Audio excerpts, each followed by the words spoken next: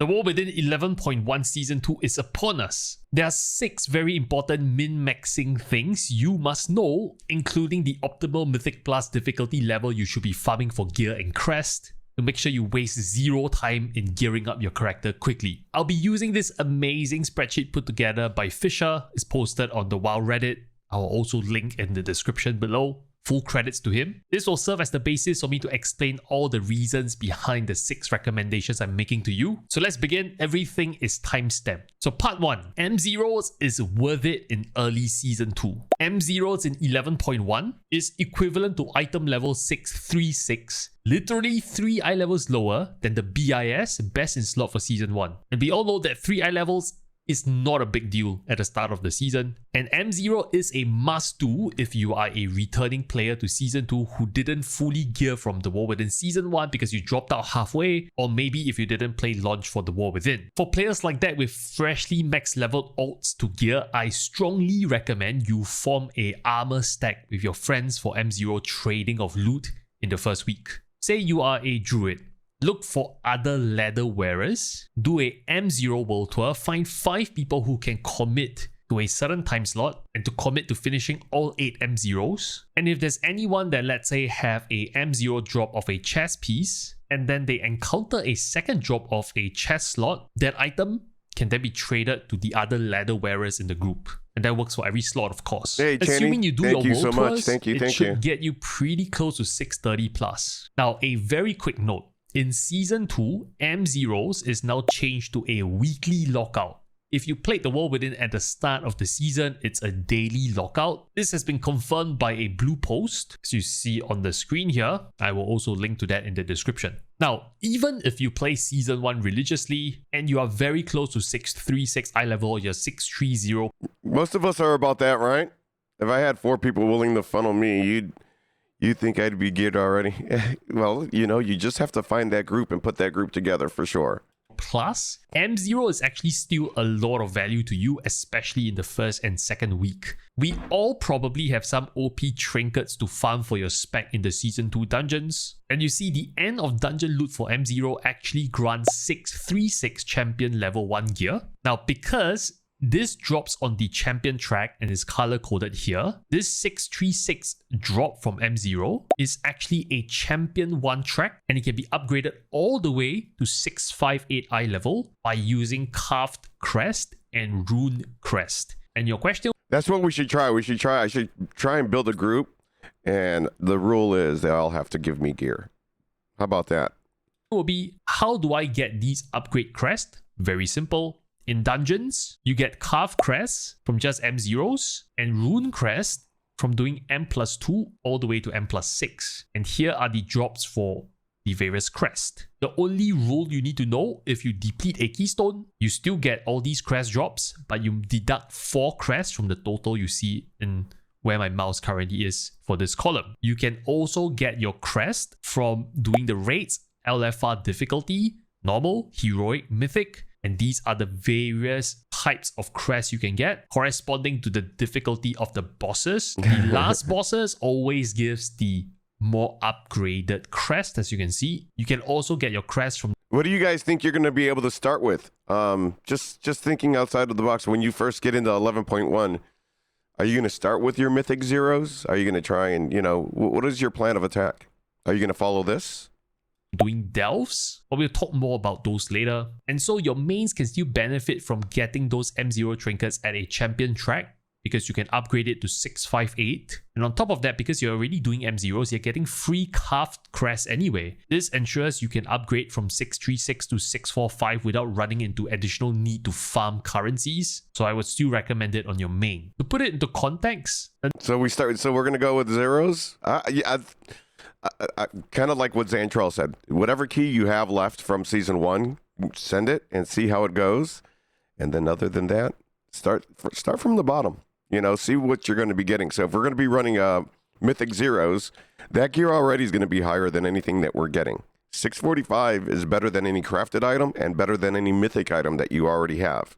A normal 11.1 rate drops 636 at the first boss, but you have to go through the hassle of finding a LFG raid team or get into a guild. Maybe the raid is really bad because nobody knows what they're doing. M0s is just way easier to... Now, how do they have it for the Mythic Zeros? You have the lockout I'm referring to. The lockout, it's a daily lockout, correct? You can't spam the same dungeon mist. You can't keep doing mist over and over. I know that's not going to be part of this dungeon pool, but you can't do that daily. Okay. To not only run, but to get off the ground. So the moment M0 opens, do not miss out whether it's your main or your ult. Definitely get it done. Alright, part 2. You want to target the easier raid bosses for BIS trinkets and your early tier sets in order to get ahead of the pack. You folks might have seen it all. Start of a new season, you go into Mythic Plus LFG, people are always asking you to put in your notes what... Wait, what? They're going back to weekly? Really? No kidding.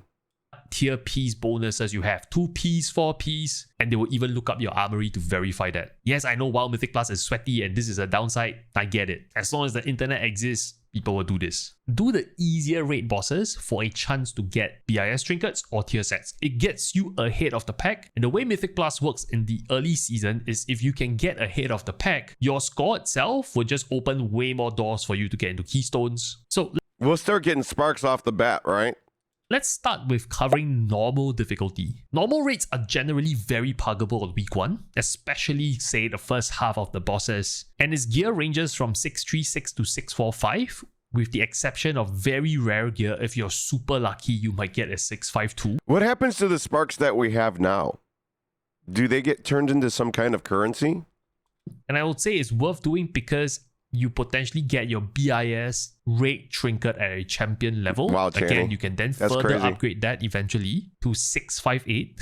And while you're doing the normal raids, you also get carved crest drops that you can then use on your champion level track upgrades. 2 birds, 1 stone. But more importantly, and the second reason why I recommend normal raids, is because it can potentially give you your 4-piece tier set. If let's say you're super lucky on your rolls, and the boss that you kill happen to drop your tier set, we have seen people who get 4-piece bonuses in week 1 just because they're super lucky in raids. That could be you. But if not, you could potentially get 2-piece bonuses at week 1, which is also a huge improvement and a huge gain. Now, if you get access to heroic raids, which is quite possible if you are in a guild or you have a group of friends, by all means 100% run the heroic version of the raid. It's a no-brainer. Heroic raids, as you can see from this color coding, it drops hero track gear. So hero track gear starts at 649, can be upgraded all the way up to 665. Keep in mind the max eye level for season 2 is 678. This will be a huge power gain if you can get additional hero track gear in the early week 1 or 2. Now it goes without saying, if you can access mythic raiding, by far this gives the best possible gear, where the gear actually drops on myth track. Myth track gear is the most powerful track, starts at 662 and it can be upgraded all the way to 678. Now also take note, raiding gives you a very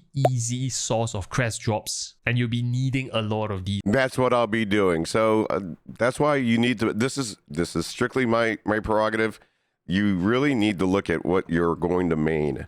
You're going to want to start sticking to that one character probably out of the first few weeks, maybe month of your content into the first patch or into this patch, but you're going to want to do that so that you're not spreading yourself too thin and missing out on possible upgrades.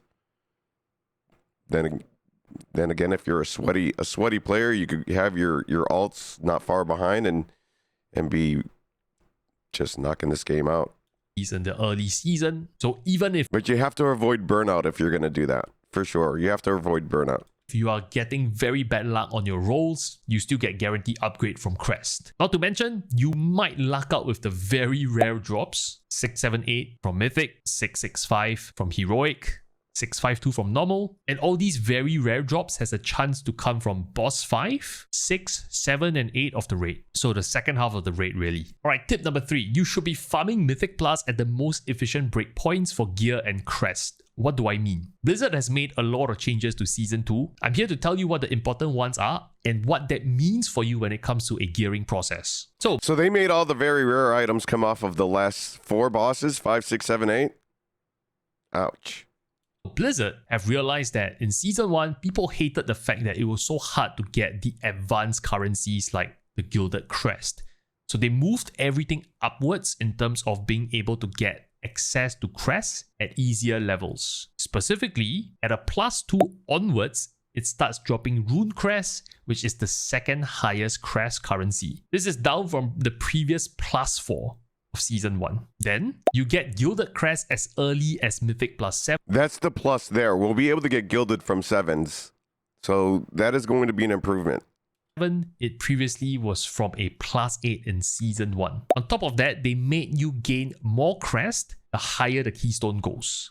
So as you can see, from 2 to 6, the more difficult the keystone, the more rune crest you get. From 7 all the way to 12, the more difficult it is, the more gilded crest you get. And if you break the keystone, on completion, you still get these crest, but you just -4 away from the total if you were supposed to time it. So just -4 from this column is all I'm saying. So there's a few very important breakpoints for farming gear and crest you must know, because affixes also works differently in Season 2. And here's the important ones that you need to know. There will be no affixes, 0 affixes on your keystone until you reach M+4. Meaning M+2 and M+3 will have no affixes. Which means if you want an easy source of rune crest at the start of the season, which is mainly used to upgrade your gear from 649 to 658 on this second half of the champion track, or the first half of the hero track, depending on the gear that you're trying to upgrade, you can actually farm just +3s and you just pull big and go fast because there's no affixes to deal with. You still have timers, right? I mean, for those people that are learning, are there still going to be timers?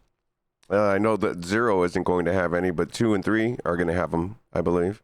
Way easier. This is if you need rune crest badly. However, if you're feeling confident, if +3... Guess what? There is a timer.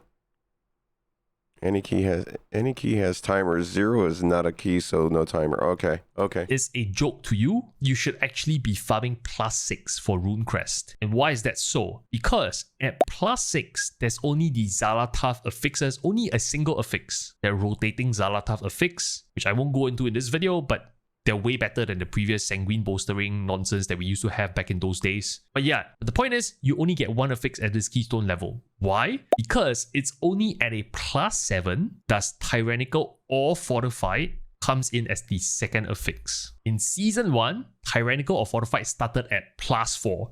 Blizzard has kicked it down all the way to a +7. And so if you farm it at a +6, you are not affected by Tyrannical or Fortified. Fairly good returns for rune crest farming. Speaking about Tyrannical and Fortified, like I said, they only appear at a +7, either or. And on a rotating basis, this week is Tyrannical, next week Fortified, and it rotates. It's only at a +10 does both Tyrannical and Fortified exist as the second and third affixes. Right, they moved it, right? So now... I think that's a good one. I think that's a good change. On top of the Xal'atath rotating affixes. And so, by the end of the week of week 1 or week 2, most of us would be farming +8 for the most efficient returns on our end of dungeon drop and for our Gilded Crest farm. Why +8s? Because if you look at the drops for +8, it drops 652 eye level at the end of the dungeon. This is the breakpoint from 649 to 652, starting at a +8. 652 is Hero Track 2. You need to go to a +10 to get only 3 measly eye level jumps from 652 to 655, which really only takes you from Hero Track 2 to Hero Track 3. And yes, while this 655 +10 is the highest possible end of dungeon drop you can get in this season, you need to deal with 1 additional affix of either Fortified or Tyrannical. And I can guarantee you, in week 1, most of the player base will not be able to time a +10. You might be able to slog through it with Bloodlust, waiting for cooldowns, resetting cooldowns, but it's too much time to be wasted for just 1 dungeon where you will deplete and you get 12 gilded, when ironically, on a +8, if you time it, you get 12 gilded anyway. And this is why plus 8 is a way better breakpoint to be farming Gilded Crest in an efficient manner for time. And also, plus 8, plus 10, they both drop hero track over here at 652 and 655. I think if you have a skill and a steady group, I think we'll be able to at least to get to 8. Timing, I'm not sure, but we should be able to do an 8 if you are geared right now at a 636 level. That's my thought. Let me know what you guys think. I mean, but you have to be really good, you know? Eventually, using Crest, you would catch them up potentially to 665 anyway, so that 3 eye level drop at the end of the dungeon is not a massive deal in the medium term, because you can catch up using Crest upgrades. That's right, they're still going to have the Crest cap, so the Crest cap is still going to be 90?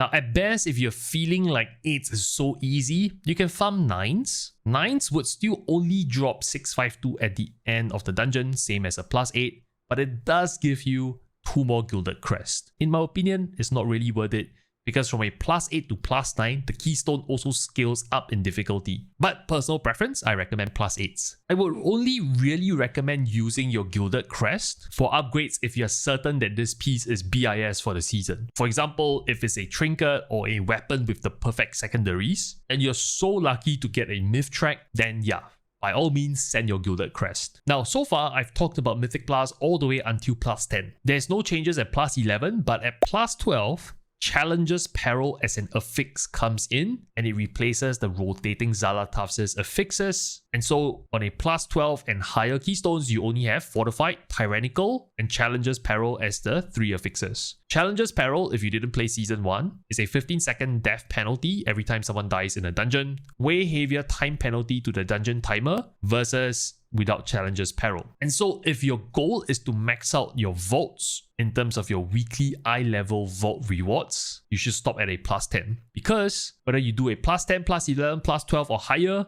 your weekly vaults will give you the highest possible of 662 eye level, which starts at Myth Track 1. You can then use your Gilded Crest over the season to upgrade Myth Track 1 all the way to 6 at 678 eye level. Similar to previous seasons, clearing 1 plus 10, 4 plus 10s, and 8 plus 10s, just completing them, you don't have to time them, doing 1, 4, and 10 respectively, will give you 1, 2, or 3 662 eye level weekly rewards from your vault to select. Naturally, this column also applies. Your weekly vault eye levels will change depending on what's your highest key level done for the week, but those are the breakpoints. However, do note in Season 2, starting in Season 2, the first time ever, Blizzard is introducing new rewards for Mythic Plus. This time around, there's something called Keystone Legend, which unlocks at 3000 score. So if you do a plus 10 only for every single dungeon, you are not going to get there. 3k is a mix of 12s and 13s, and your reward for hitting 3k, a unique mount that is granted at the 3k achievement level. So this is on top of the usual KSM mount that you get from every... I think that's very nice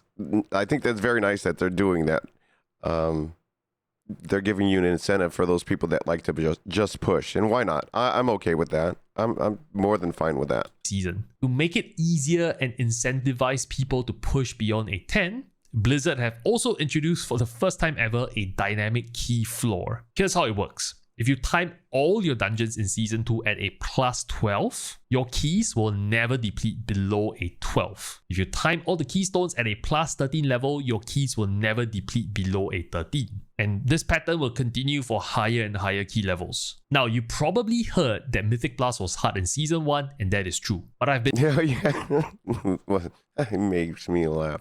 no-lifing the PTR for Season 2, and you can tell from my recent videos. Just know Mythic Plus is way easier in Season 2 due to the following main changes. There's reduced complexity of trash mob mechanics. There's some packs where there's barely even any interrupts you need to get. Sure, there's some dungeons that are outliers, like Priori, but most of them way less complicated. Number 2, also, they have increased the cast times for interrupt, at least on the important mask kick abilities. Number 3, I also noticed way less frequent tank buster abilities that takes your tank from 100 to 0. And if you haven't heard, there's way better telegraphing of frontals, of swirlies on the ground.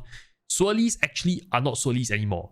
They have a very finite, very definite edges. And I like that thought. I really think this is a huge improvement to help people get through the mechanics that they previously couldn't see. So you can no longer use the excuse when you die of look where my body is, because you won't miss the edges of the AoE effects anymore. So that's tip number 3. Let's talk about tip number 4. Very important, crafting is way cheaper and way easier now. Use it to fill your unlucky slots. There's 2 massive changes going into Season 2 that makes crafting way easier, something you must abuse to just gear up faster. To illustrate my point better, we are going in-game. This is the 11. Exactly. There are plenty of these frontals. See Giberalis as a example. You know, when they're doing their frontal, it's mixed in with the environment. You can barely see it. 11.1 PTR, and you can look at some of these currency requirements. Now, in Season 2, to craft a mythic raid equivalent eye level gear, in the past, you needed 90 crests of this highest tier back at the start of Season 1.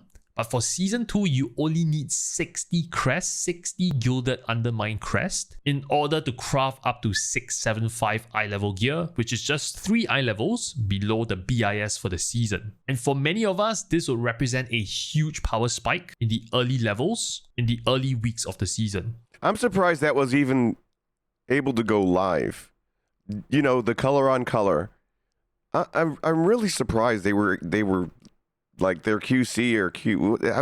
Yeah, go ahead. That's fine. Send it. What? Meanwhile, if you're less ambitious, you can also craft a heroic eye level craft by only using 45 of these rune crests. More importantly, number 2 why crafting is more OP now, way more bearable and easier now, is that there's no additional pain and extra steps like in previous seasons of The War Within Season 1 or Dragonflight, where you have to go to this enchanting vendor, exchange your crest for the nascent crest, and then you find an enchanter to craft you an enchanted crest, and then you take the enchanted crest to craft your item. None of that bullshit anymore. Really? And by the way, I never understood why Blizzard introduced that system. It seems like additional steps to just complicate crafting. But so they changed this. Okay, I'm interested. I haven't heard this. I mean, I can fix that in 10 seconds. All bad enemy effects are red, heals are green. Right? Who does this? Now, right, let's see what this is. You literally take the crest you farm, okay. You go and buy the enchanted version of that crest tier. Oh! I didn't notice the name. You don't have to have it fucking crafted. That is fucking... Let's go.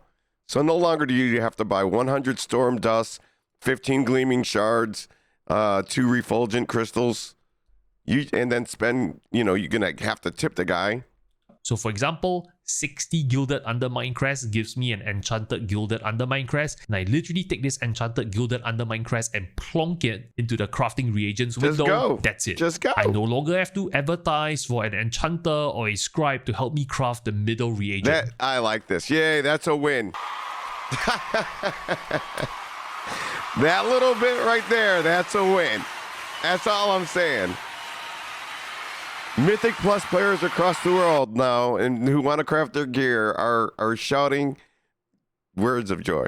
And so if you play many oats like me, crafting is going to be way stronger, way easier, way faster. I will use it to upgrade slots that I get very unlucky with in the early weeks for massive eye level upgrades. And remember, LFG groups in Mythic Plus, they tend to look at your eye level a lot more in early seasons, so that helps you get into groups way easier. Tip number 5, in case you are a returning player, know that the AOTC or Killing of the Heroic Final Boss, or the 2000 Mythic Plus rating or the PvP equivalent achievements, all these 3 different achievements, they no longer grant you a free tier gear token. Instead, the game now rewards you with a creation catalyst charge the moment you hit any of these 3 achievements. What is this catalyst charge? Again, I'm stopping in-game. In this part of Dawn Ogal, you can click on this catalyst and you can put in any items from your bags. And you can see that consuming a catalyst charge here called the Essence of Kajamite, you can convert it into a tier piece. So a non-tier piece into a tier piece. Yeah, but what if you didn't have a good item level and that was going to give you a good item level? You don't like the token system either?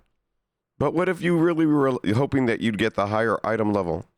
Is what a catalyst charge is for. Now take note, this creation catalyst charge is granted to you the moment you hit any of those achievements. AOTC, 2000 Mythic Plus rating, or whatever the people. So that's what we gotta hope for, is that we get a drop for that slot. Okay, I guess.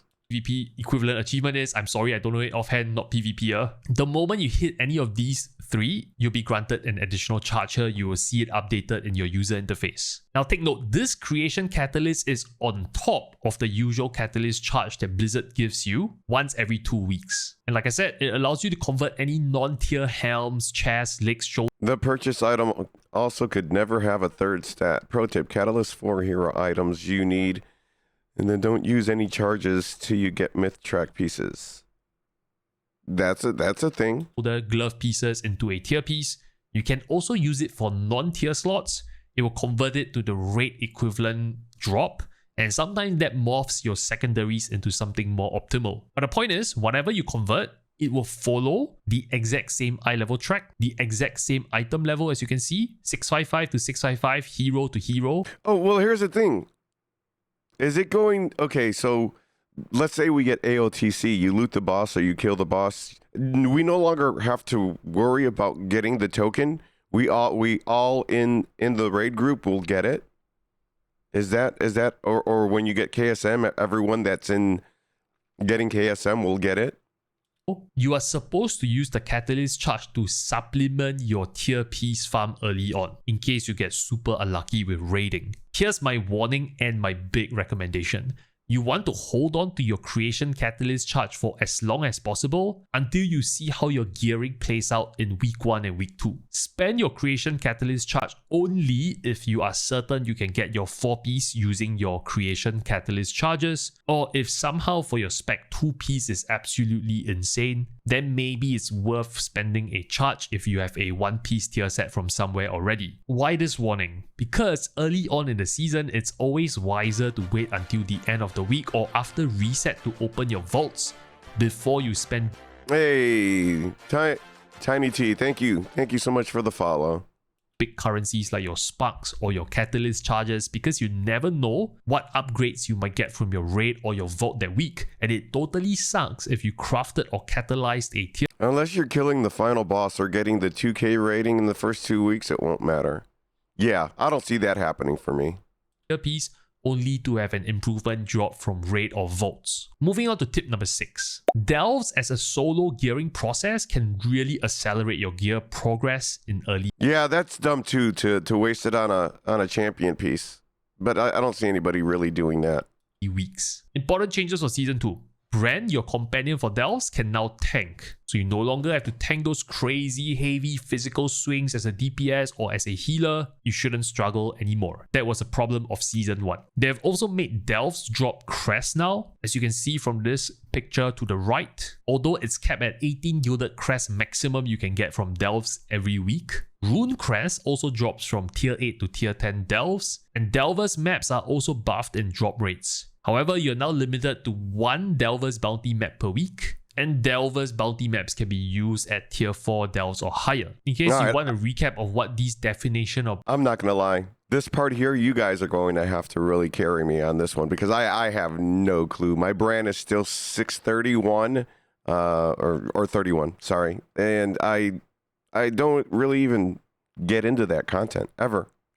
I've been looking at it, but...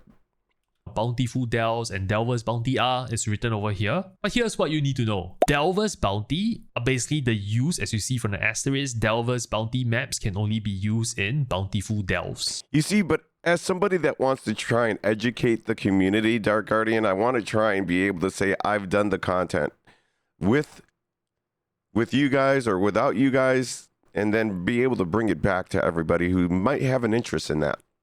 And Delver's Bounty at tier 4 gives a veteran track, at tier 5 to 7 so it's strictly for like knowledge.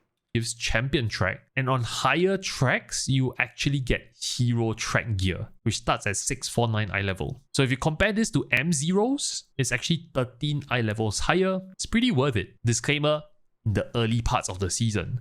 Eventually, I suspect a lot of people will stop doing Delves. But early in the season, it's probably worth checking it out. Now, if you're doing the regular Bountiful Delves, it gives up to 639 champion track. And also, if you do a 7 or higher delve, you will get hero track from your weekly vaults. Oh, you see? So while delves clearly isn't the strongest way to gear versus Mythic Plus or Raid, it's a way to supplement or speed up your gearing only if you do not have group content to do in Mythic Plus or Raids. And we all have those moments. You're waiting for your buddy to hop on after work and you're alone online, go knock out some delves while waiting. Or if you're in between boring work meetings and you work from home, you can just pretend to listen to your work calls and play WoW in case you're privileged like that. Go knock out a delve, which is a single player experience that you can pause to answer any work calls or answer your boss when someone questions you on the call. But jokes aside, it's a very quick way to kind of accelerate the process. Use it alongside Mythic Plus and Raids. If you found this video helpful, don't thank me. Thank all our Patreon subscribers and YouTube members you see on screen. Fantastic. That is Quasi, everybody. What an amazing information he has. I will link the description or the link for this video down below. If you have any questions, by all means, I want to try and help. I want to try and learn. That's why we've been watching these videos. I've been choosing them so that I learn, and we can try and ask some questions and maybe talk about it down in comments, and we'll go from there. All right, guys. Thank you so much. Community, the plater profiles, the class UIs. Although rest assured, all these UI related stuff free till the eternity of time.